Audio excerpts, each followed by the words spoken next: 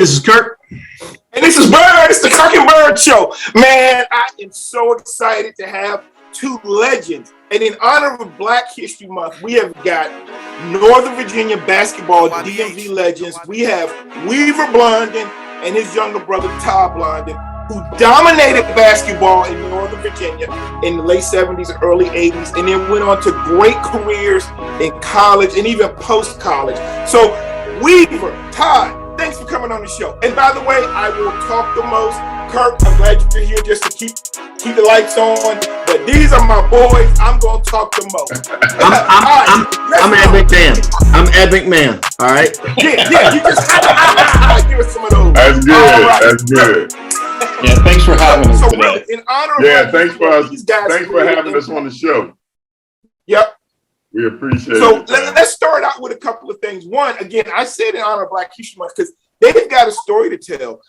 Where they grew up, and then what brought them to Northern Virginia. Some of the things that they've been involved in over these last 40-some years. Another reason I'm blessed to have he's at Rev Dr. Weaver Blondin, but it's my boy. I can call him Weaver.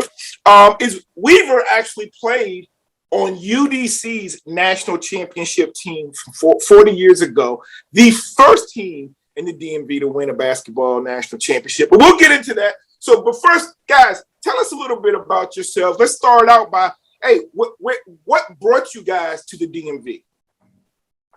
Go ahead, Weaver. Okay. My dad got a job down in D.C. He was a property manager. So from there, he moved his family from the Philadelphia, Pennsylvania area. We grew up in the Germantown, Mount Airy area of Philadelphia in our early years. When I moved down, my sister, who's the oldest of us, I'm in the middle, my brother's the youngest. When we moved, she was a junior in high school. I was a freshman. Mm-hmm. And so we moved right when school had already began. I think it was around October, if I'm not mistaken, that we moved. So it was like after school had already started, and so we moved to Springfield, Virginia, and lived in Springfield. And so we went to, my sister and I enrolled in West Springfield High School. The funny story is, they asked if I played, being a young Black man, the first thing they asked is, do you play sports? And of course I said, yes, I love basketball. Before I could even probably get basketball out, Coach Jim Warren was already on his way down into the office. I don't know if he was in class or what, but he came down. And then Todd, I think you were enrolled in the elementary school, right? At that time. I definitely remember coming in the middle of the school year because it was definitely, I think I was in the 6th grade actually at that time. Yeah. So for me, it was speaking of Black History, it was a culture shock for me because I went to a high school, Germantown High School, that was 99.99% Black. Wow. To West Springfield at that time in 1975. The fall of 75, that was 99.9%. Right after Remember the Titans, right? Yeah, that was right. That whole movie was made like for the 71-72 football season. So that was not that long after all that. It still was being integrated in Northern Virginia. It wasn't all the way there. Oh, yeah. No, I think it took a couple more years. I think it was It took even a few more years. Yeah. Same in Hampton. We're both from Hampton. Same down there. Yeah, right. So for us, it was a shock, and my sister, it was really tough on her because she had left a lot of her friends. She was a junior already in high school and was leaving all her friends. And there was some thought about she'd stay up there with our grandparents, but she ended up moving with us. So she spent more time with me. Me and her got close from that because I was probably her best friend in high school and vice versa at the time. But I made friends because of basketball. So that helped me transition a little bit more. But it was definitely I would say a shock because I had never been, just for lack of a better word, I had never been around that many white people at one time. Right. At any one time.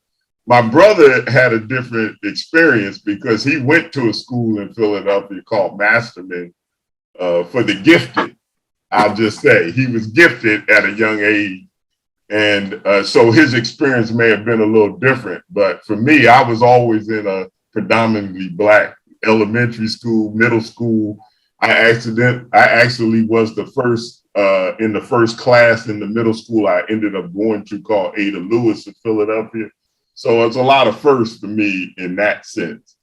And for 4 years, I was the only 4 years, I was the only African American on the varsity. I mean, in the program most of the time until my brother came his freshman year. Right. I was the only one on varsity for those few years I played.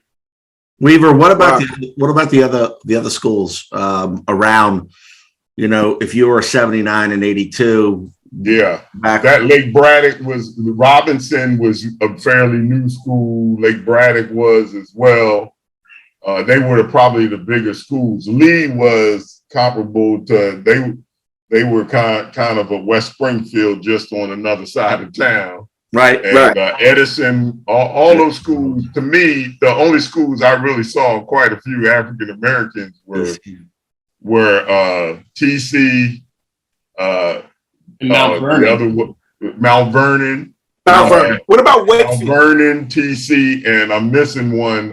Who was it? Groveton. Groveton. Yeah, they closed that. I remember Groveton High School. Westco, right? This is before Fort Hunt and Groveton became West Potomac. Right. All right. Yep. Yeah. So when I was in school, Fort Hunt High School was still a school that had was a school, and Groveton was its own high school. Yep. And Mount Vernon was there, TC was there, Wakefield, all those schools were around. Right. Yeah. Todd, tell us about your experience. Actually, since you started in elementary, and what other sports might you have played? Did sports help you? Because I know you also played some other sports, right? Yeah. Yeah, I played football in high school, and I played basketball in high school. And before that, I played a little bit of baseball. But when I got to high school, I just stuck with those two sports, and actually in high school had more success in football than I did in basketball in the beginning. So we ended up going to the state championship game, and we actually played Hampton in the state championship game. Oh, that's you! You played it.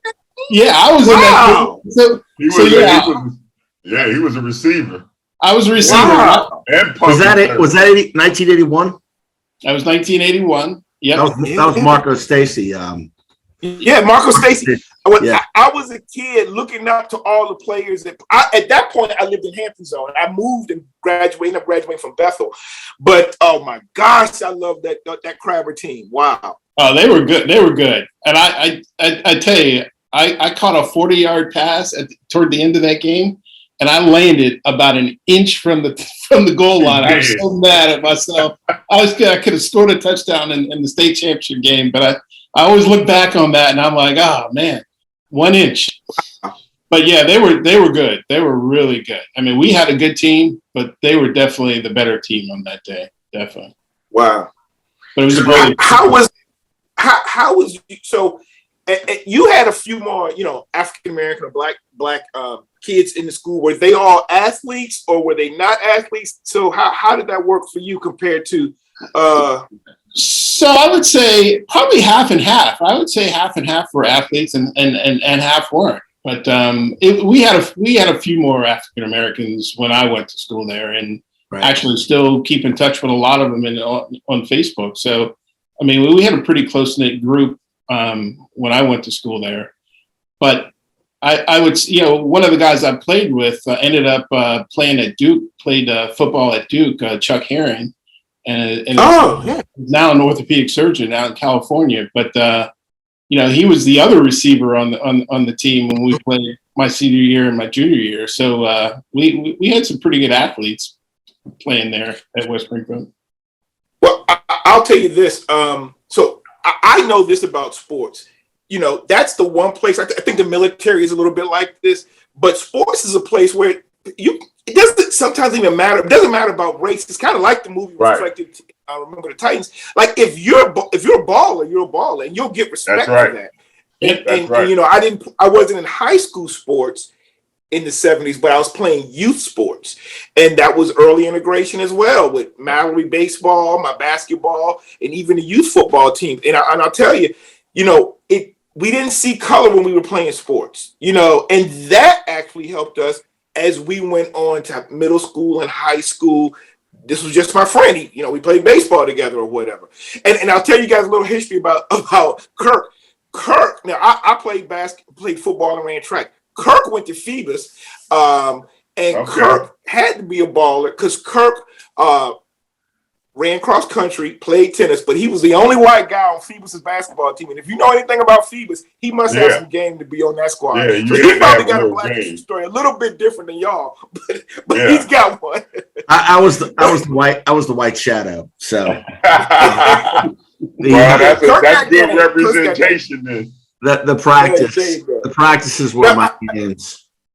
I don't want to focus too much on it, but did you guys ever experience any type of racism? Well, maybe not from your teammates, but if you went into other arenas.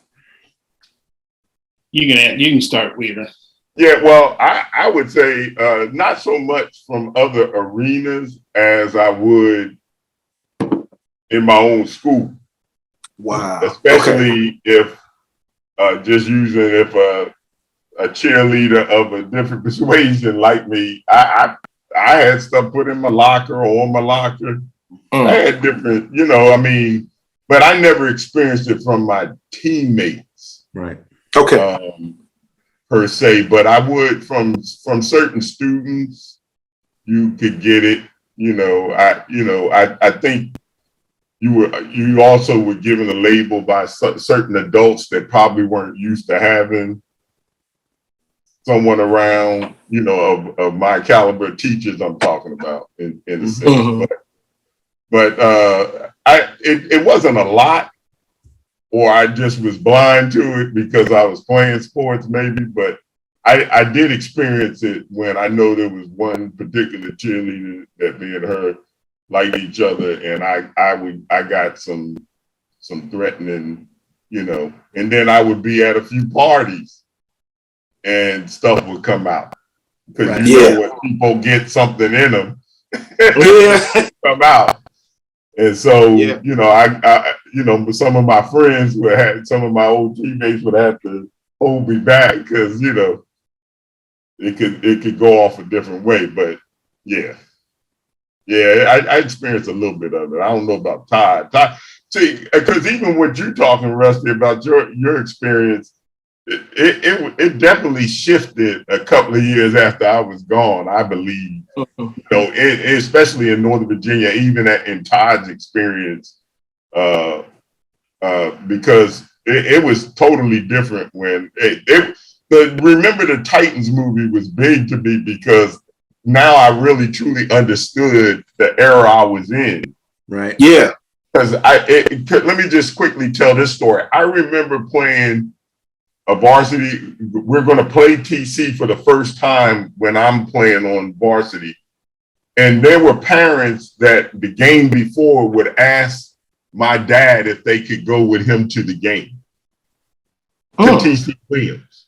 They didn't want to go by themselves to TC Williams. Wow. And at the time, it really never dawned on me why that all was, but seeing the movie and understanding a little bit, but literally parents, and I'm not just talking about female parents, I'm talking about some male parents saying, hey, can we all go together? And my dad was like, TC Williams? TC Williams? Oh, that's funny, man. Rusty, we could take on the Booker T in Norfolk and Lake Taylor. Yeah. Back in the day, but times were a lot different because we were 8 years, you know, older. But so it's interesting that he talked about TC. So when we played football there, you know, they didn't have any night games. They just played on Saturdays. They were the only team who played at home on Saturdays during the day because of that fear that was out there. And so I do remember that. Whenever we played there, we always played during the day. That was a good point. Yeah. And to go back and answer your question, as far as racism, the teammates I had were fantastic. I can't say I had any experiences with any of my teammates. I think the one racist thing I remember is when we first got here, back in '79, when I was in the 6th grade and was called the N-word like the first month I was in school. So, and I was the only African American in the school at that time. So I do remember that. But as the years went on, as I went through Washington Irving, it became more integrated, and some of my lifelong friends are people I've known since since elementary school. So I mean, it definitely got better when I was in high school compared to when we was there. Well, that is great. I do want to. So I want to ask you guys now. So I know, Todd, you played football, basketball. Weaver, did you play any other sports? Did you play baseball? I did. It's interesting. I did play baseball, and I only played. I went and tried out for the West Springfield team, and I could have played it, but I ended up stopping. But it's interesting. I played baseball in college at UDC on the team. We played GW and others. So I did play. You played some baseball. We played on the same softball team. Yeah, that's right. We did. Right. But I did play some baseball in college as well. I think my biggest regret, Rusty and Kirk, is I know what he's going to say. is I should have played football. And I let our basketball coach talk me out of it at the time. He was talking about he was going to sit me and not play me if I went and played football, because all the football players were trying to get me to come out and say you'd be a great tight end, all this stuff. And that's the one regret I have. I don't know if you remember this, but I along with Eddie Donnell, we helped start the sports ministry at Antioch. Right. And then under your tutelage, I started a sports ministry at Mount Pleasant when we were there. Right. But I think it was at the Antioch time you played in a couple of our flag football games with the church team. Early on, I did. Great athlete. And I'll tell you this: when I first started attending Antioch, I didn't really know anybody other than Terry Davis. Okay, we can talk about Jeremiah a little bit later because you played a big role in his life. Yeah. But I remember, and I don't know if you were a trustee. I think you were a trustee at Antioch. Yeah, I was. When I first saw you carrying that tray or the offering or something, I thought you played for the Redskins. I'm not lying. I said because I thought you were Raleigh McKenzie or somebody, but your size, I was like, I know it's Redskins that live up in Northern Virginia. I said, you got Redskins. Now we really did have some Redskins at Mount Pleasant. But at Antioch, I could have swore you were a Redskin, and you were like, I'm a basketball player. But you're not by yourself, man. I've had people. I actually had a police officer stop me one day when I was speeding and stopped me and wouldn't believe, thought I gave him a phony ID. And he was like, he swore I was Raleigh McKenzie. And I didn't get a ticket.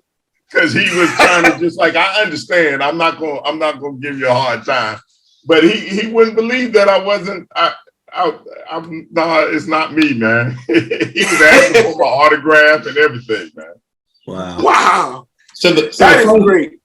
So Weaver would have been a great football player. I mean, he would have definitely been a Division I tight end, and he probably could have made the professional ranks too. I mean, I agree. Yeah, so that I knew he was going to say that, and I would have loved to see him play football. Yeah. Because nowadays, a lot of kids, I see a lot of these basketball players, and I'll see kids that are good, really good basketball players, but they may play some Division I basketball. They're in that 6'7", 6'6", 6'5" range, and they're a power forward, and they may play up. But I'm like, that same athlete, look at those feet, look at his hands. Yeah. If he took that, he could be and that has started to happen these last 10, 15 years with Gates. My school, Mo Ali Cox. Yeah, I see. Yeah. Yeah. He's from Alabama. Well, I even think about your school in Allen Iverson, man. I remember watching him as a junior, man, and I thought he was even a better football player. A lot of people think that. Oh my God, man, that dude was scoring touchdowns on both sides of the ball, man. I'm like, oh yeah, this dude was legit. Yep. So let me ask you this. Now, let me get a word in. I was just going to go to transition. Is that all right? Okay. So we'll talk about going to UDC, which was a local school. And obviously you played basketball there. And Rusty, you told me, forgive me, I know it's in Van Ness, but UDC is at HBCU? Yes. Because I know my HBCU is pretty good. Yes, it is. It's a historically black school. Right. So you were recruited to play basketball there. They were Division II. Right. How was the transition? It wasn't far. And how was the transition? Yeah, let me quickly tell you how that went. Because right after high school, I graduated high school when I was 17.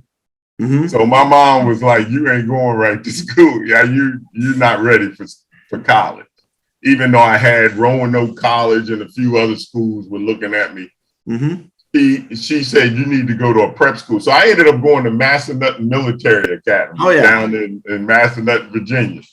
And it was either going to be Fort Union, Massanutten, or Frederick Military Academy. I know y'all remember Frederick. Yeah. In Virginia. Yeah. So we visited all of them.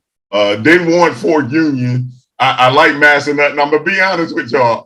If I had a choice, I had to take Massanutten because at least girls went to Massanutten. Okay, had no girls. Frederick had no girls, so I was like, okay, I can work with this. But so I played there a postgraduate year, right? And that's where I got recruited by Will Jones. Rest in peace, Will Jones, and was recruited by him. And I actually was recruited by Ohio University, Temple University showed some interest. That was Don Casey was the coach then. Yeah, Casey, that's my man. Yeah. And a few other schools showed some interest, but I chose UDC because I ended up playing on AAU team with Earl Jones and Michael Britt and a few other guys. We went down and we actually beat Patrick Ewing and their team down in Jacksonville, Florida. Wow. Got my first feel of realizing that even though I felt I was pretty good, I played against some guards that you all would know, like Derek Harper. The way he used to shoot way out in the pros, that's how he was shooting in high school.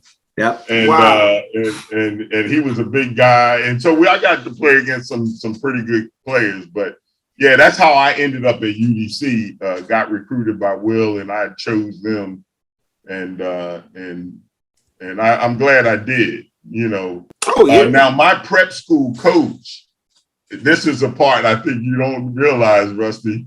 My prep school coach was Todd's college coach.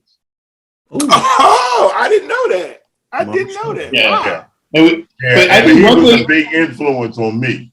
And me, actually, and we can talk about that in a second. But I think one thing you didn't really share is when you got out of high school, you played power forward, right? You played power forward. I was power forward your whole high school career, and he transitioned into a point guard. Yep. In his postgraduate year, and got a scholarship as a point guard. So I mean, to me, that was pretty impressive. How tall are you, Weaver? 6'3". Okay, yeah, you can play center back then. Absolutely. Yeah. I was. Yeah.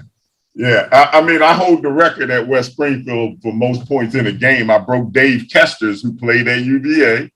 Mm-hmm. Dave Kester was on that 77 team with Wally Walker. He was a starting guard with Billy Lalo and Dave Kester's. He was a West Springfield grad. And I broke his record, scored 44 points. Now, you all know back then they ain't had no 3-point shot. I was getting ready to That was 44 points. They didn't have 3-point lines. Yo, hey, Kirk, this brother, they might have had him at power forward, but I played a lot of basketball with Weaver, and brother can shoot. Just flat out shoot. But I got to tell you, Todd a better shooter than I am. Oh yeah, I seen Todd play.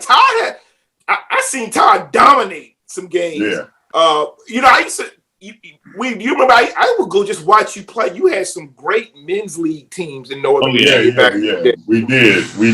We did. And we actually went right out of college a few years after our college days. We had a team that was formed called Mid-South, and we would go play colleges in their preseason. Mm-hmm. Oh yeah, okay. We played colleges, we played military bases. Yeah, we would go all over and play and travel, and it was a really good. We had some sponsors. It was pretty good. Yeah, that was a good. Yeah. So we're gonna go to Todd in a second, but tell us a little bit about that national championship year. Yeah, well, we ended our record was 25-5. And we only lost to one Division II team, and that was Virginia Union with Charles Oakley. We beat them twice. But we lost to them at Virginia Union by 2.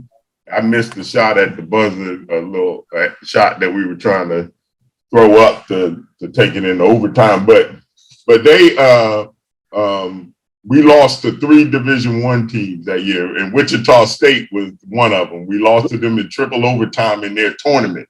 Right. We were the only Division II team in their tournament in mid-December. And obviously you played the Division II team first. So when they played us, they were like, and we took them, and we should have won that game. And they had Aubrey Sherrod, they had Cliff Livingston, Antoine Carr, Greg Dryling. All of them were on that team at that time. Yep. They were. So this is how much respect they gave us. We ended up winning the Division II National Championship in '82, like you said, beat Florida Southern, which I only live 40 minutes from Florida Southern now. I didn't realize it was in Lakeland, Florida. But Florida Southern, we beat them in the championship game. And Michael Britt and Earl Jones obviously were the stars of our team and definitely were big time. They had some awesome games. I got a chance. I did score in the championship game. I hit a clutch jumper to put us up by 4 at the time. And then we went on to end up winning by 10 and won that national championship. And then just quickly, we got all the way back there in '83. We won in '82. Yeah. We went all the way back. We were the number 1 team and lost to Wright State, which we should have never done. We shouldn't have lost to them. But I think, some circumstances happened. But I know we wouldn't have lost to them because Wright State had their whole team back the next year. We had lost Britt and a few other players. And we went up to Wright State and beat them by 10 in their own gym toward the end of the season. So we could have been back-to-back champions, but we were runner-up. Yeah, but we had a good time, man. That was a good. It definitely. And Rusty, I'm glad you brought that up. That's some serious Black history. You're right. It's been 40 years now. 40 years. Yep. 40 years. I'm aging myself, but that's okay. Yeah, I remember watching that game on a 13-inch black and white TV. Oh yeah. Yeah, and I actually have that game on. They transitioned it to CD. Oh wow! And the ESPN, you all would laugh if you saw because it was televised on ESPN, but it ain't like the ESPN you see now. Oh yeah. I was about to say, Todd, how'd you get that game? Well, what's funny? It was on like Channel 20 or something. Like, I mean, like it was on like some local. I don't know how it was televised. I guess because it was UDC, but it was fun. In those days, they've changed the formatting now for Division II, but in those days, the championship was in Springfield, Massachusetts. Yeah. That's right. And it was literally a Final Four. So the women's Final Four was there for Division II and the men. Mm-hmm. So that's and the teams that were there were Kentucky Wesleyan, us, Florida Southern, and Cal State Bakersfield. We beat Cal State Bakersfield in the semifinal. They had a good team, and then we beat Florida Southern for the championship in '82. That was a great thing, man. Todd, why don't you tell us your story, Todd? Yeah, Todd, tell us about Todd got a great story, man. Mars Hill. Mars Hill, yeah. So I ended up, so after that junior year in football, when we went to state, I actually started getting all these letters, and I thought I was going to play football in college. So I started getting letters from like Tennessee, Kentucky. So I was, thinking that, I'm going to have a great senior year and get a football scholarship. But that did not happen. I think the only Division I offer I got was from Texas El Paso, and they were 0-72. So I was like, probably not a good place to go, right? They were like recruiting. They were going to the bottom of the barrel to recruit, I guess.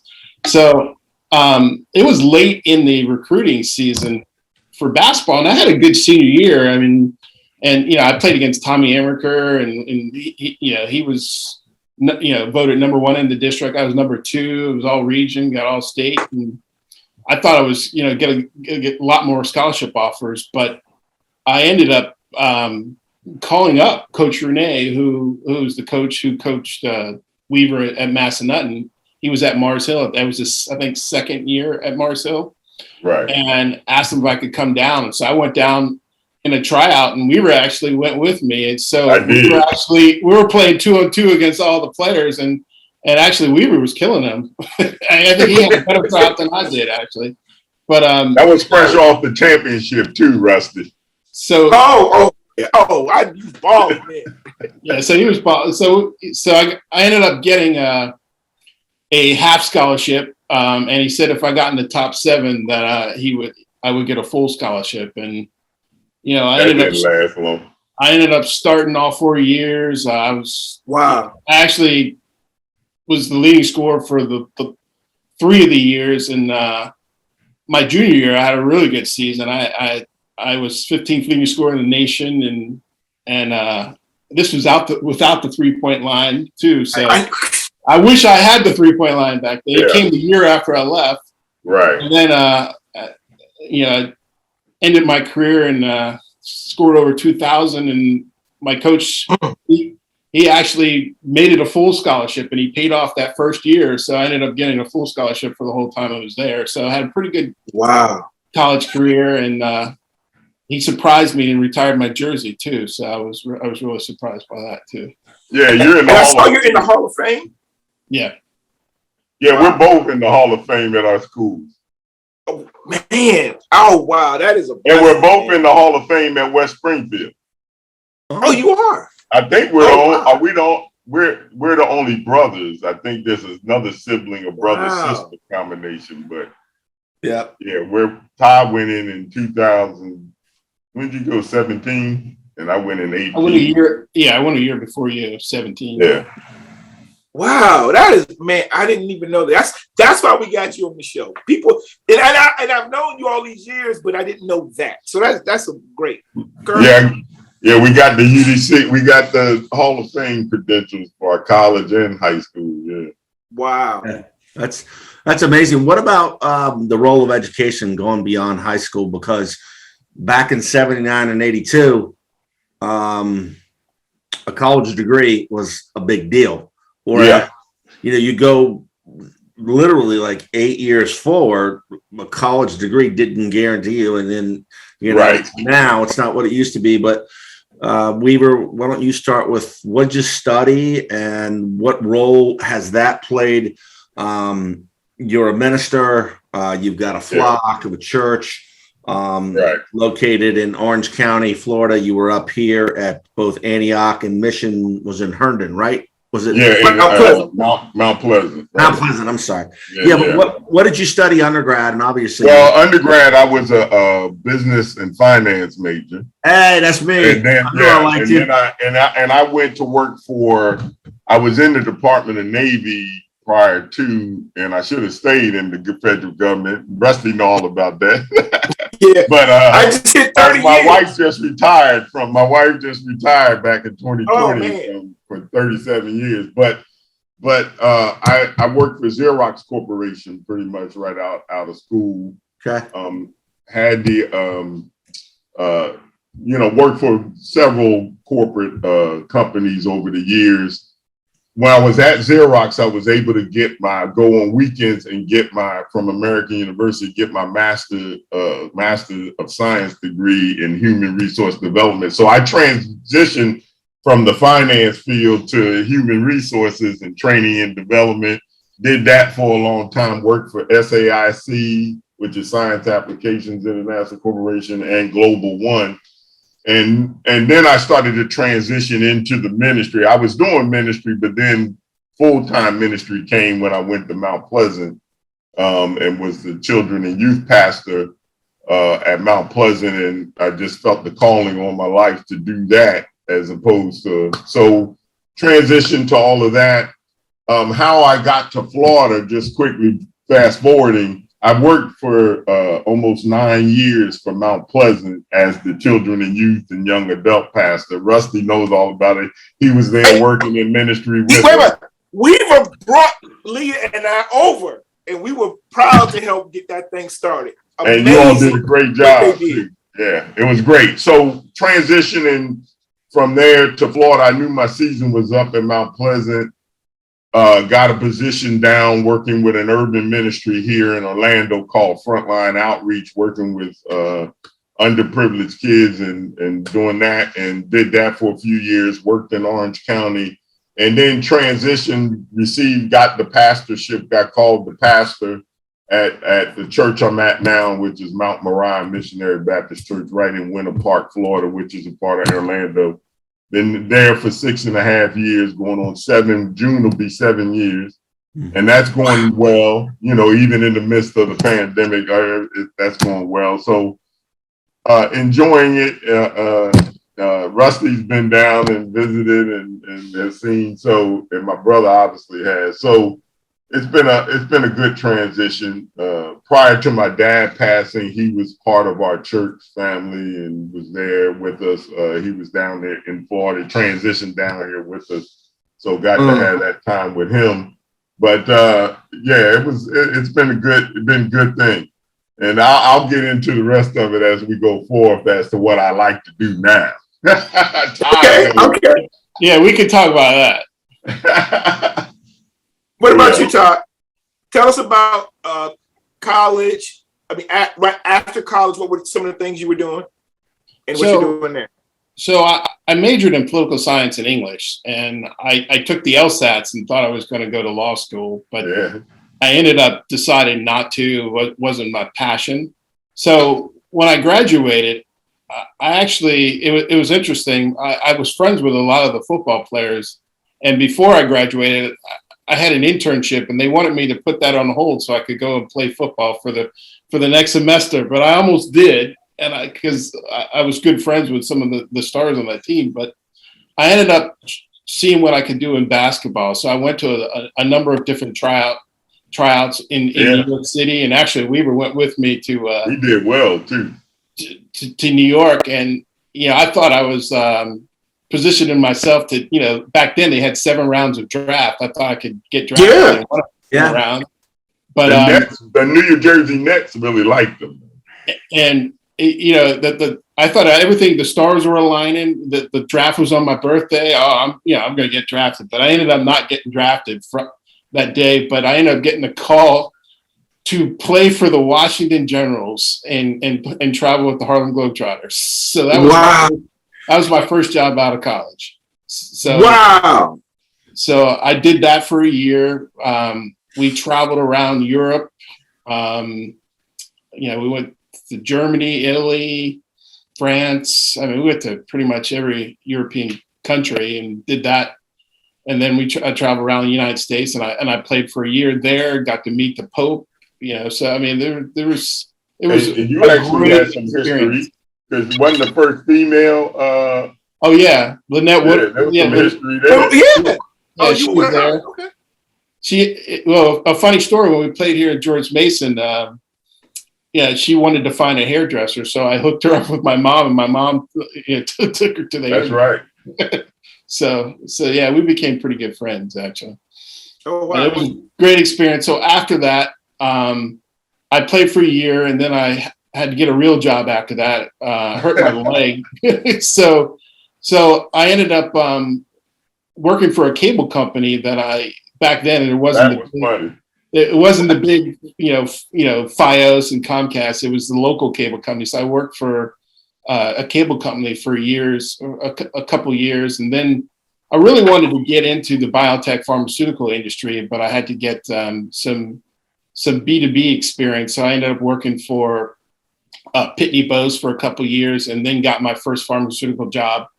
And I've been in that industry for 29 years. I've worked in vaccines for probably 15 of those 29 years. Yeah. So it's been a great experience.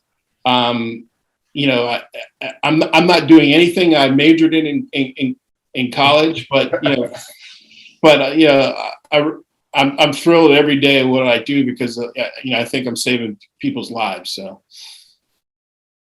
I just want to make a side note. When Todd worked for that cable company, I was living in Arlington, Virginia at the time, and I used to get free cable. I loved it. Cable, yeah. I got all. I used to get the fights. You got all the. So that was one of the perks. Like if you got free cable if you lived in Arlington, and I didn't live in Arlington, so he got my free cable. So that's cool. Save me a dollar. So let me ask you this, because I know you guys have impacted a lot of people in your life, and we can talk about Jeremiah in a second. But was there anybody in particular in your lives that was an influence, in or out of sports? You go first. So I could tell you, there's probably two people. Coach Renee, who coached both of us. He was a big influence on me, and when I was in high school, I didn't really study that hard, just did what I needed to do to get by. But he taught me really life lessons and really how to live and really how to become a good person. And I'm still close with the family now. Yeah. I still talk to him a lot. His sons used to visit him all the time. Yeah, we would visit him once a year. His son's coaching college basketball, so I follow him. And so I mean, the family is just a great family, and they really had a big influence on my life. That was probably one of the bigger influences. But I would say the biggest influence is on your screen right now. My brother. I knew you were going to say that. Supportive. He was always supportive of me, and he helped me through, a lot of things, and he always came to my games and helped me, become a better player. I mean, so and a better person. So I would say those are the top two influences for me. That's my brother, man. That's my man. Yeah, man. But I would pump Todd up anyway because he could play some ball. He was a good football player, but I enjoy watching him play, but that's good. That's good. But I would ditto Coach Renee. If you were asking me next, I would just say Coach Renee was a big influence in my life. When Todd was telling you the transition I made from being a forward center to a point guard, that was Coach Renee who had me up every morning early before our drills. Before our military drills to be able to, I was handling, he'd give me all the different drills to do. And he had a big influence from a coach, from an actual coaching just a person who can motivate you and everything. I'll say Will Jones had an impact because he was always cussing, but in between all the cuss words was some good advice or good things that he would lay on you.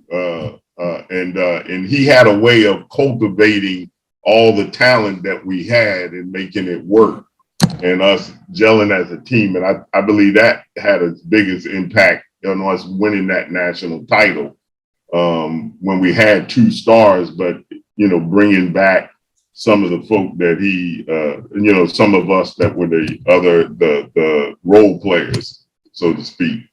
And so it was good. And we really were a team. I still talk to quite a few of them.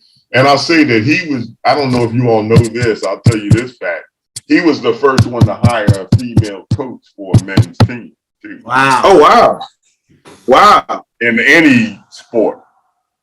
Mm-hmm. Cheryl Roberts was the first female. She was our assistant. Now we always used to say she was put there to keep an eye on all of us because she was close to us in age. And but she was, but she and academically she helped a lot of us. But the bottom line is she was the first female that was hired as a men's assistant basketball coach in NCAA. Wow. So that's some more history for you, right? Some more history. Wow. Yeah. And she works for the VA now. Okay. She lives in West Virginia. Yeah, I see her. Okay. She'll come down. Yeah. But yeah. Yeah, but I would say those two were the main ones in terms of Coach Renee Todd is right though. His family, the family was just impactful. And it's interesting when I went down with Todd when he went on his recruiting visit. Coach Renee was trying to convince me to stay down there with him. And part of it would have been great to play with my brother, and I think we would have definitely had an impact. And I really considered that, but I also wanted him to have his own legacy and own way of making it happen. And he certainly did that down at Mars Hill. He'll never tell you this, but his first college game, he shot 29 times. Woo! You know what? I never shot 29 times after that. But I just made more. But that's a Blondin for you, right? But they put it up. I had to set the tone. We ain't never been shy about putting the ball up now. No. You shoot one out of three, you're still scoring over 20 points back then. So, yeah. Hey, you had to set the tone. What about so obviously you told us a lot about your careers in sports and out of sports. We talked, Todd, before we went on. Your son Trevor played at Battlefield out in Haymarket, and he's playing professional basketball in Europe. But I want to we'll start with Todd. Give each of you a chance to just talk about, what you're proud of, your families. Weaver, I know you do a lot of ministry in correctional institutions, and if there's a time when we need the Lord, it's when we're at our lowest, and that's a big ministry. But Todd, tell us, I know you're proud of your son Trevor, who played at Battlefield. Talk to us a little bit about your family. Well, yeah, I have one son, Trevor, who's it's his second year in Europe. He's playing in Slovakia. He played in Finland last year. He grew up in Haymarket and played at Battlefield. But the interesting thing is, when we first moved out there, there was a local basketball league, and it wasn't very good. And, as Haymarket grew and it became, more people moved in, we saw an opportunity. So I don't know if you remember Dave Scaff. He played at George Mason. Mm-hmm. So yeah, Dave Scaff and myself, we actually started the first travel league in that Gainesville area. So so I think that actually helped expand and the basketball presence down there, and there was more opportunities for kids to play, and I think it definitely helped Trevor playing against better competition. As he moved up the ranks, and then he came into high school, had a really good high school career, and ended up having a really good college career at Seton Hill. And then, he pursued his dream. So he's doing well. I also have a 22-year-old daughter who just graduated. Beautiful. From Old Dominion. Where did you graduate from? From Old Dominion. And I also have a stepdaughter who's 24 who graduated from Virginia Tech. So oh, wow. They're all gainfully employed, so it's all. There you go. That's why he can smile right now, right? So now Weaver, one of his boys, and basically like his son, is somebody that we both had the pleasure to mentor at different time periods in his life. And our viewers are very familiar with him. He's been on the show a couple of times. But why don't you tell us about your son, Reverend Blondin? You're talking about Jeremiah? Yeah, Jeremiah Davis. He's one wonderful young man. Just had the pleasure of teaching him Sunday school back at Antioch Baptist Church when he was a little boy. He was probably only about 6 at the time. And just continued to mentor him. As Rusty said, we both had impacts in his life. But I really got to know his mom, and we really just bonded, and and just tried to teach him what it means to be a man, and in growing up, and kids he became a very good football player.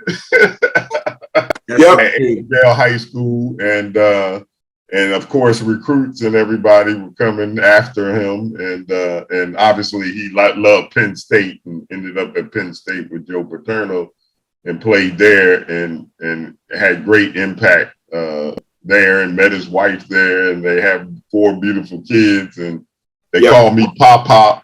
I'm thinking they talking to my dad, but So look, I let you notice how I let Weaver in this relationship thing we have. I let Weaver be more like the father, and I'm like the big brother. I noticed you did that. I understand that, man. I'm still trying to be the big brother. Okay. Right. But Jeremiah is just a wonderful man, good family man, loves his family. Loves what he does, got passion around coaching and football. I know I think he's kind of stepping back from coaching, and focusing on his kids, which is a good thing. But just tried to influence them in a positive way. As you mentioned, Rusty, we had the mentoring program at Antioch, and that's where it all really started. And I think that was very significant.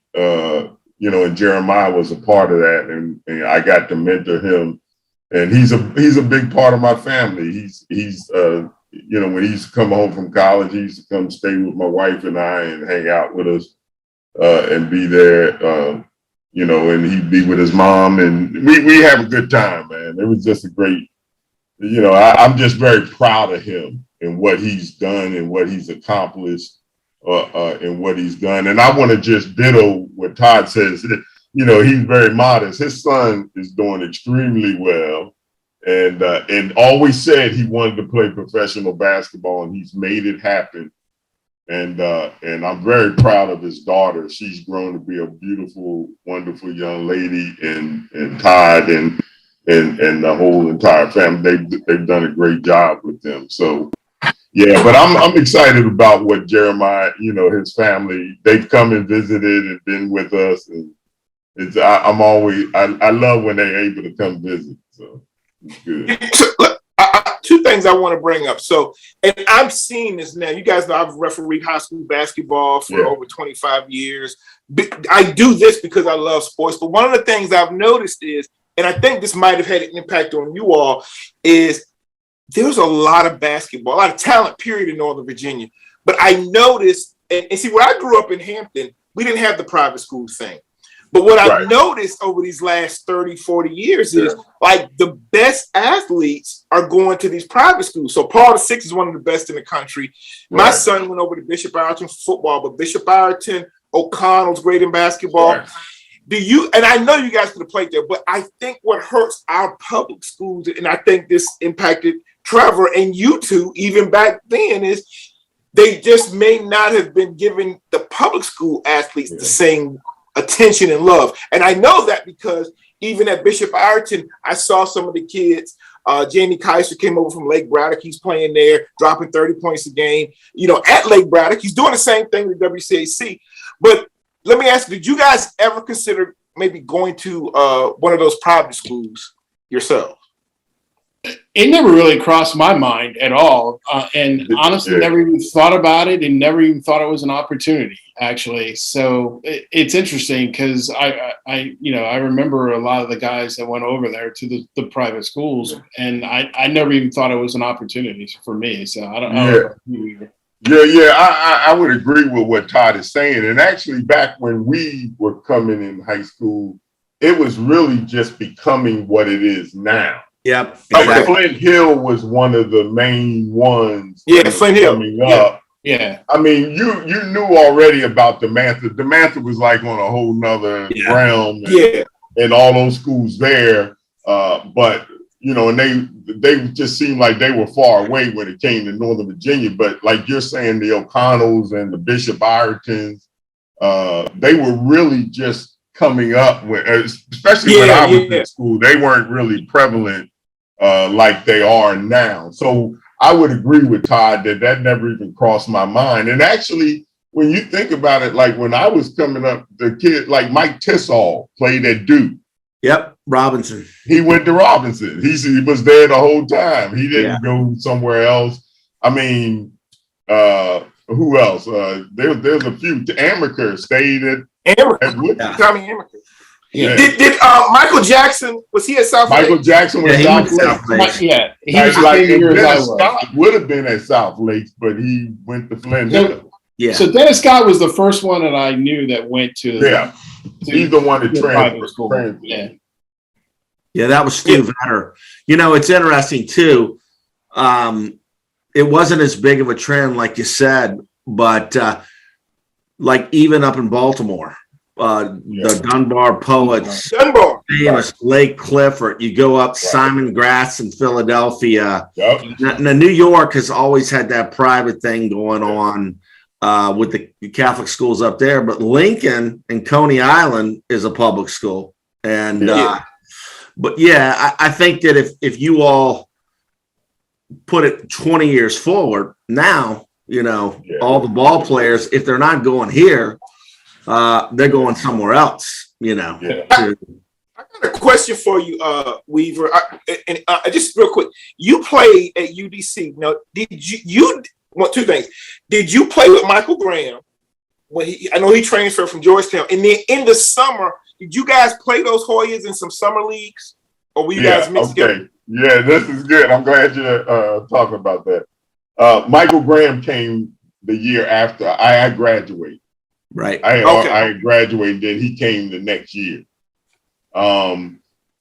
But yes, I played in the what was that? The Kenner League. The Kenner League. Awesome. I was part of the first cruise when they first started the Kenner League, and I actually played with Pat Ewing, and I was Michael Jackson, David Wingate.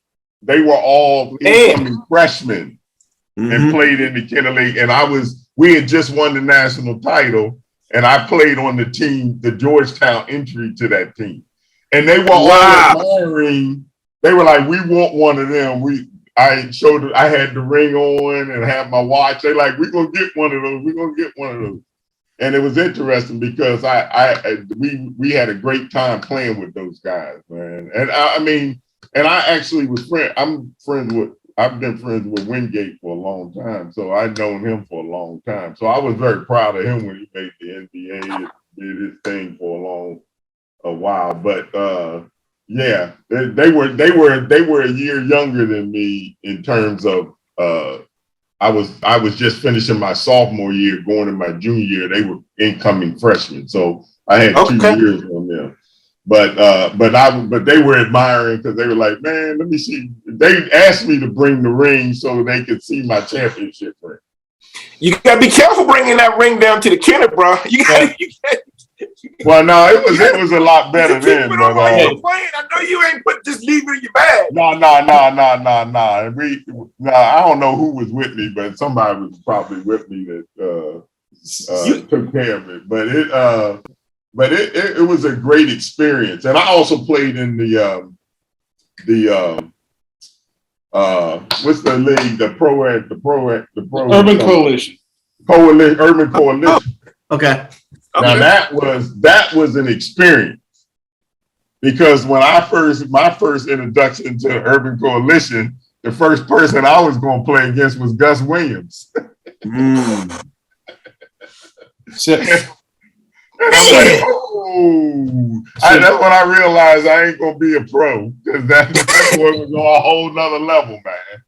And Ernie Graham and all of them came to play in it. And yeah, it was a big thing, man. So I got to experience all of that. Yeah, I got to experience the Urban Coalition and the Kenner League. Kenner League was a good league. Yeah. And still is. Todd played in the Kenner League. So 2 years after he played, I played in it, and I played with Ralph Dalton. I played with Billy. I played with Wally Lancaster and Grayson Marshall. Grayson Marshall played in Cleveland. All I have to say is we won the whole thing. We beat Michael Jackson's team in the finals of that, and so yeah, that was a great experience. We had. Matter of fact, Todd's not going to tell the story. I'm going to tell the story. I was there. He was playing and he was balling. Kirk and Byrd, he was balling. And John Thompson knew me from playing with Patrick and them. And I'm sitting in the stands. I think my mom and sister, we were all there. He sends Mike Riley down there. You know Mike Riley used to be his big assistant. Yeah. Down there to say, hey, isn't your brother a junior? They had it wrong in the program. He was going to be an incoming senior, not a junior. Because they were thinking, we need him to come to Georgetown. They wanted him to transfer. He says, man, we just inquiring, is he really a junior? Because he was killing all the players that they had. Oh, yeah. Todd ain't going to say that, but I'm going to say it for him. He was killing them dudes, man. He was giving them the business. You know, it's funny that there was an extra motivation when you would play against Division I players. Like, I mean, for me, it was because everybody looked down on Division II players. So for me, it was always an extra motivation to play my best against them. Yeah, and he did, to the point where John Thompson sent Mike Riley down there to ask, "Hey, we need your brother, man. We need him to come to Georgetown." I was like, "He's gonna be a senior, man." So I was going to let's transition. Yeah. This is where we kind of have our fun. So, okay. Do you guys both have the Philly roots? Because most of the time, people that have had 12, 13, 14 years in Philadelphia, you're crazy about Philadelphia. Is that the case? Or are you more Washington or? He's more Washington. That's me. I'm Philly. All right, so you're like Michael, Julius Irving. Weaver is all Philly. I think I texted you when the Eagles won the Super Bowl. Like, that's it. Yep. I'm all the way Philly, from the Flyers to the Phillies to the Eagles to the Sixers, all those teams. Now, Todd, most of Todd's growing up years has been in the Northern Virginia, D.C. area. So I can understand why I'm a mixture. I root for Philly teams. I do. I root for Philly teams, except when they're playing Washington teams. So you gotta think about it.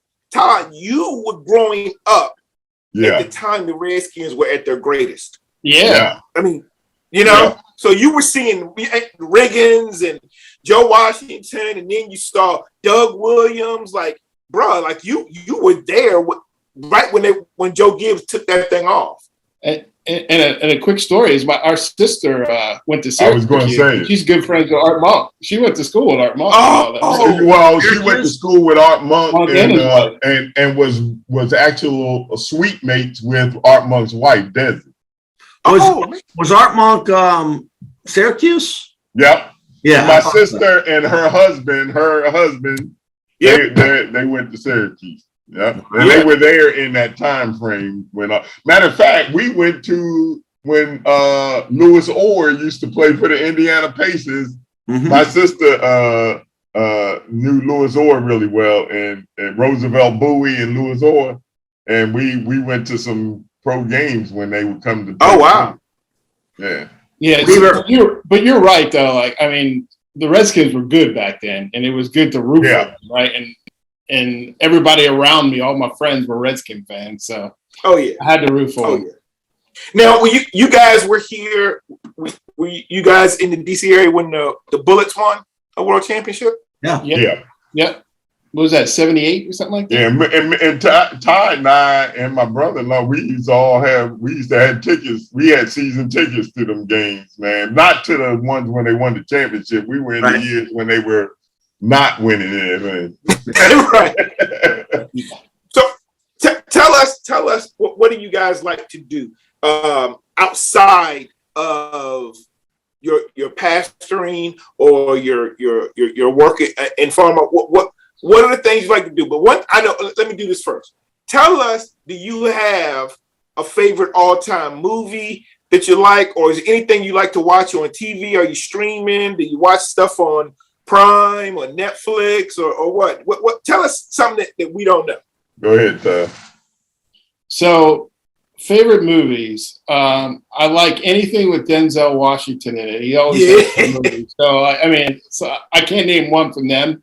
I'd like Shawshank Redemption was a good movie. Let's see, watching anything on TV, it's just kind of crazy. We watch British crime series. We probably over the COVID. That one dude on Netflix that's written all those books. Are you watching those? We've watched a few of those, but on Amazon Prime, and they have like BritBox and there was one series. What was it called? God, I'm drawing a blank on it. Line of Duty, great series. Yeah. Gotta watch that. How about you? I heard about that. Weaver. Movies, man. I had so many I like, but if I had to narrow down, one of the movies I liked the most was Italian Job. Oh, I love that movie. That's a good movie. Man, I love that movie. Now, I like the basketball movies, Love and Basketball. And White Men Can't Jump was a good one. Yeah. Coach Carter, I just watched the other day. But Italian Job, I watched Mark Wahlberg become from a B actor to a, he's like this big time guy now, man. But that was just a good movie to me. I like that. It was on not too long ago, and whenever it come on, I actually watch it. I'm right there, right? I feel you. Yep. Yeah. For me, so and then a series. I don't really have.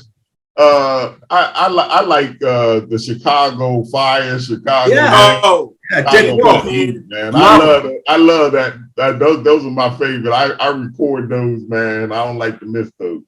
Yeah. Those are good series, man. My favorite movie for me is Remember the Titans, Denzel. And I don't know if you remember Hoop Dreams. It's a documentary following the two guys. Oh yeah, Hoop Dreams was a really good one. Yes, that was really good. That actually was an awesome story. I like that one too. The guy who produced that played basketball at Hampton High School. Oh, really? Wow. Okay. I didn't know that. I did not know that either. When you said TC, Remember the Titans, the coaches that Denzel and the other guy were portraying. Yeah. I remember them vividly because they were still the coaches when I was there. Right. Oh, wow. Yeah. When I came to West Springfield. Wow. And I remember them and didn't know the story, but they were both the coaches then. Yeah. Yeah. Coach Boone, actually, I don't think coached more than 5-6 years. So yeah, he was like 6 or 7 years, and then he was out of it. But it was big. And then I was there when TC. My sister was that was 77 when TC went undefeated and won the whole thing. Yep. Won the basketball championship. They were undefeated, and I remember Craig Harris.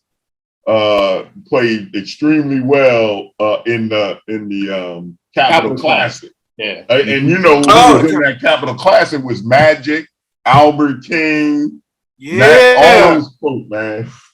Yeah, that Capital Classic was a great showcase. Great, it was. But the movies, there's so many good movies out there, man, and so many good. But Remember the Titans is a classic. How about music?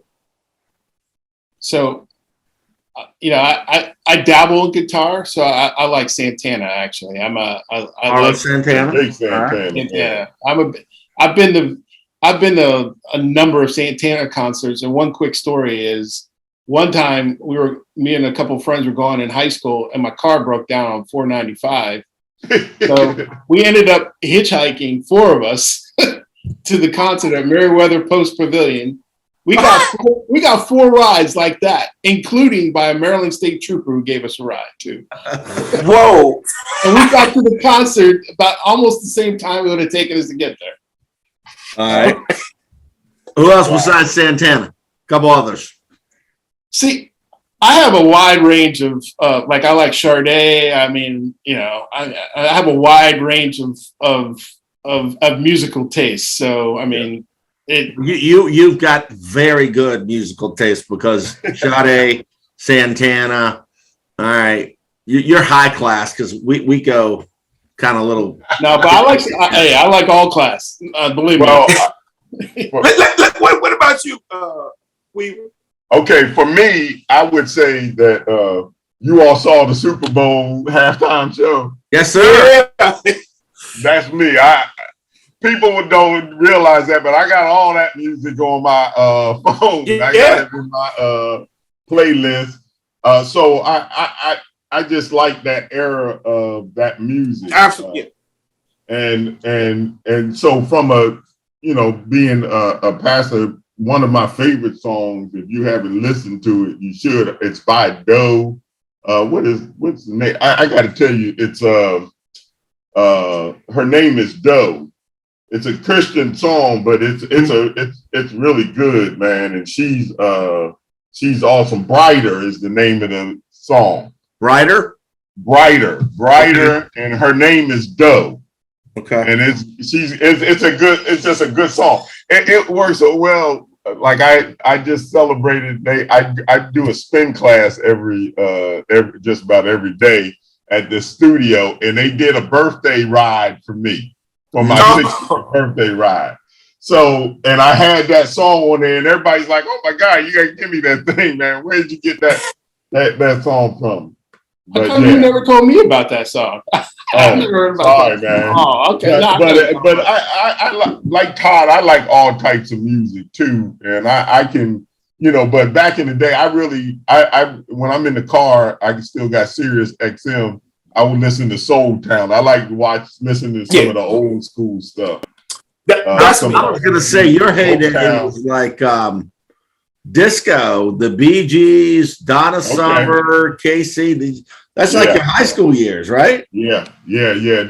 Well, who was really big back when I was in high school was what's the guy? He's still out there doing this thing.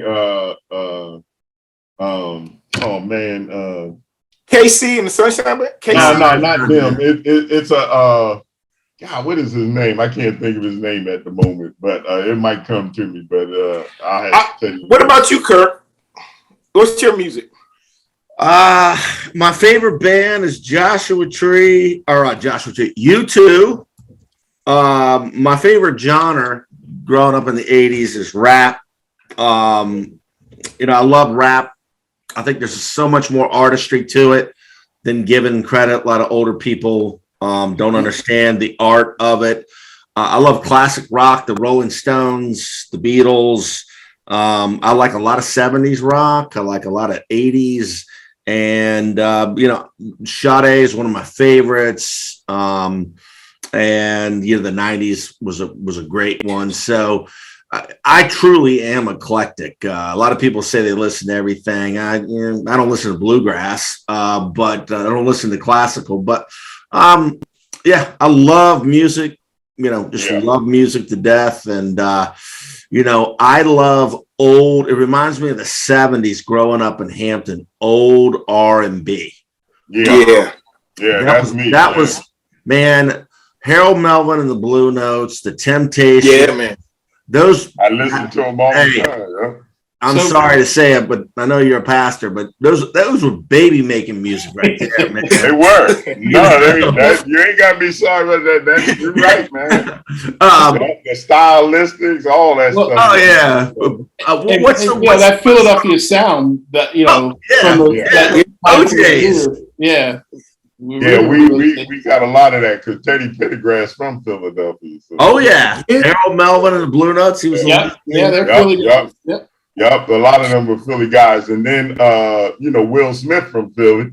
That's right. Oh yeah, So but I like my favorite group of all time, and I got to see them in concert.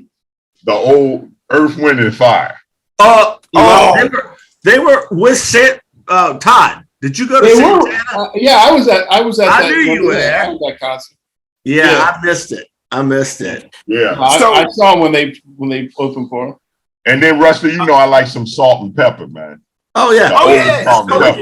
Oh yeah. Right. So I'm old school rap.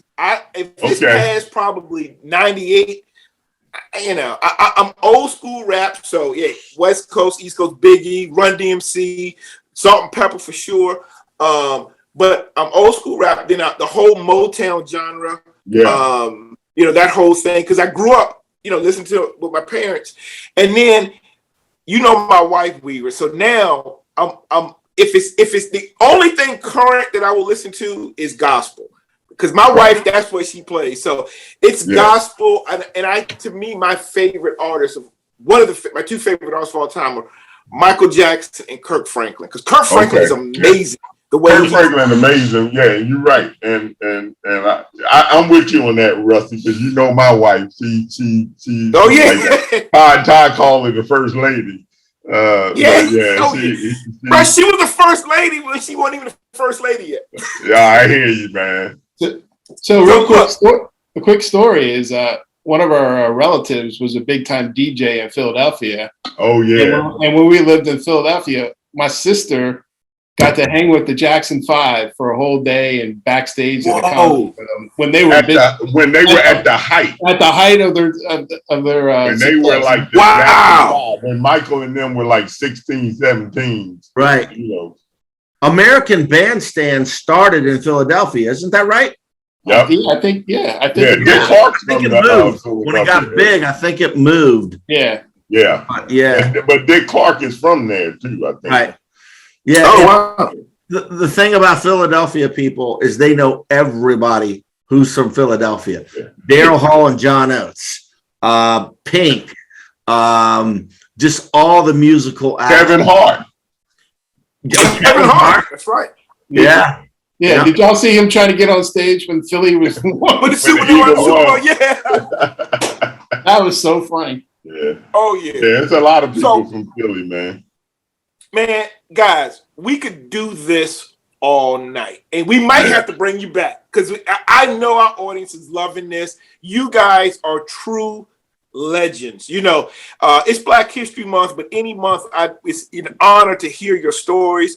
I know, seriously, like I think our audience can see that you guys are just some down-home people. But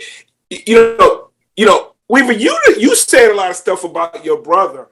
But I could be bragging on you, brother, for ways to come, because I mean and I know, and Todd, I know you, but I know Weaver, and Weaver has a heart for pastoring, but for the youth. The one thing when we were doing that youth ministry, and I tell people this, at one point I'm not saying I didn't have youth ministry before Weaver got there, but he took it to another level, and I remember at one point. The youth ministry, if I'm not mistaken, Weaver, at Mount Pleasant Baptist Church had the largest budget of all of the ministries at Mount Pleasant. And that's because Weaver, the way he was, his leadership skills, if you look back at our leaders that we had in that ministry, look at where so many of them went on to become ministers, pastors of their churches. My wife, she's always been around. She's in charge of BSF for Prince William. Yep. She's a teaching leader. Yep. And I know it's funny because of Weaver's leadership and love for Christ, he made it cool. Like the lock-ins we did with those kids, it was cool to love the Lord. Man, I just want to say that, man, because all of us here are Christians, and the impact you've played on my life. Like I joke and say I'm Jeremiah's big brother, but you're one of those informal mentors to me. Yeah. And I think I told you, just like kind of Reverend Graham might have been for you, you were definitely that for me. And I just want to tell you, bro, how much I love you. Like we did this, you boys. We could not see each other for years. And we see each other like we never missed a beat. So I just want to say that. I appreciate it, man. Close, but I do want to do one more before we go. Before we go, you don't have to say it now, but Kirk, you can I want us if you guys can tell us somebody or in your phone, if you text them, they can hit you back. But go, we'll do that. But I just wanted to say that. Okay, so he's asking you. We always ask this. Yeah. He said the most interesting. We usually ask people the most famous or surprising. So Weaver, who would it be for you? Well, it's going to be interesting. And Todd, this will be a surprise to him. I could text Ulysses Gilbert II right now. He plays linebacker for the Pittsburgh Steelers. He spins with me. Wow! Ocala, Florida. He lives here in Orlando and Lake Nona out here where we live now. And and me and him have become friends. And that is great. Yeah. And I'm very proud. He's just got engaged and everything. So he's I'm getting to know him. So, but he's somebody I could text right now. I got his number in here. I'll just say that one. There's other people, but that's all right. Yeah. So I don't have anybody on speed dial, but I do have someone who lives behind me that has the same house number. We don't live on the same street, but we have the same house number. That's funny. So I get their Amazon packages all the time. So I'm always taking them over there to his house. So we talk about Patrick Ewing, but his son, Patrick Ewing Jr., lives behind me. So all his Amazon packages. Yeah, that's the funniest thing, man. He lives out here, huh? Okay. Yeah, he lives like really, literally right behind me. My wife's favorite athlete of all time is Isaiah Thomas and Patrick Ewing. But for her birthday, her brother got her a cameo. Her favorite, he couldn't afford Patrick Ewing, so he got Patrick Ewing's son to do the cameo. That's awesome. That's awesome. Yeah. I got a quick one for you. I was in a restaurant a couple of years ago and sitting there having breakfast with one of my ministers, and Grant Hill walks in. And I go, oh man, Grant Hill, South Lakes High School. He stopped right in his tracks, man. Like, what you know about South Lakes, man? Man, I used to watch you play, man, when you were in high school. And we just had a quick conversation on that, man. He's a super nice guy, man. Yeah. So one person that I have in my phone, well, two, I have Sean Moore, but Weaver, and I got this person to do a cameo without me paying, but we both are friends with Jason Kelly. He's an actor in Hollywood. Yeah. Oh yeah, Jason Kelly. Well, we know him from Antioch, man. Yeah, we know him from Antioch. Yeah. I remember when he used to, because he went to Radford. Yeah. Graduated from Radford. And then I remember he used to be in the choir with my wife. Yep. And he said, I remember when he said he was going out there and everybody like, what? You going to do what? And he went out there and made it happen, man. Been on a lot of Super Bowl commercials and all these. Oh, yeah. He's acted in some stuff I've seen. Yeah. Yep. Well, I can tell you, this has been a lot of fun. What I like about this, Rusty, your guests, your friends are always great, is that we just covered such a wide variety of topics. And, the thing is that people catch on to those topics, and the way people watch podcasts, when they're over an hour, you might watch 10 minutes, or somebody might say, hey, this is when they talked about music, or this is when, they talked about playing at UDC and the Kenner League and those types of different things. But, thank you both for coming on. Todd, we should get together sometime. I'm not far at all. Absolutely. I go to community church on Route 7 between Claiborne and the big one. You know what I'm talking about?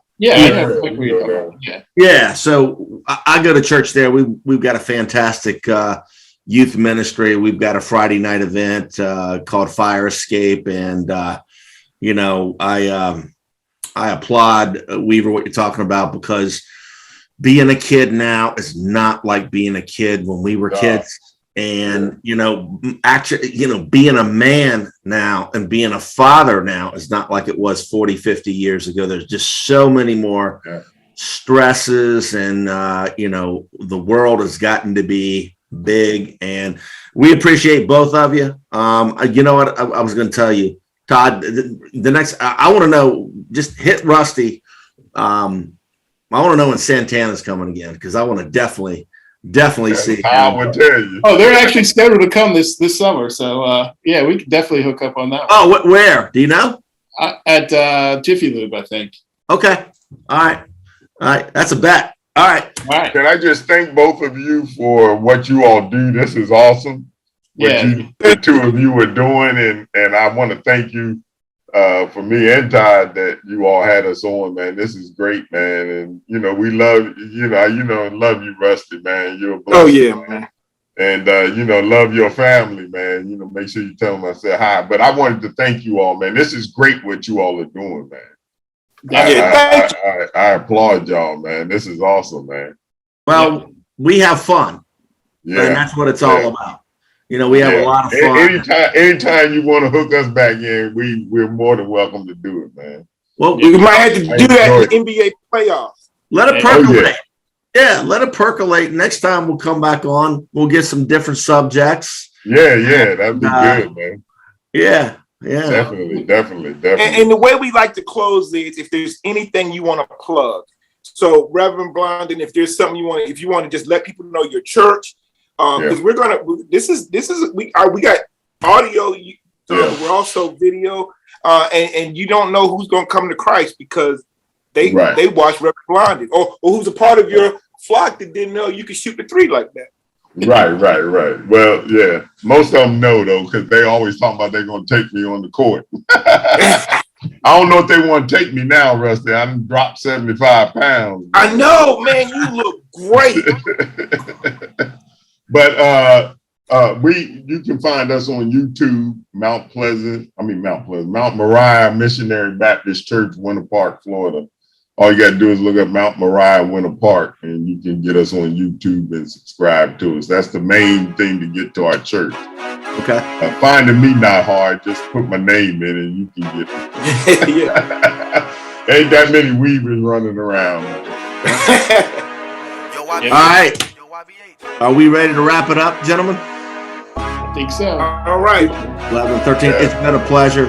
Thank you very much. Thank you. Thank you. Blast. All right. So we signing out? Yep. Kirk and Byrd are out. All right. God bless everyone. All right.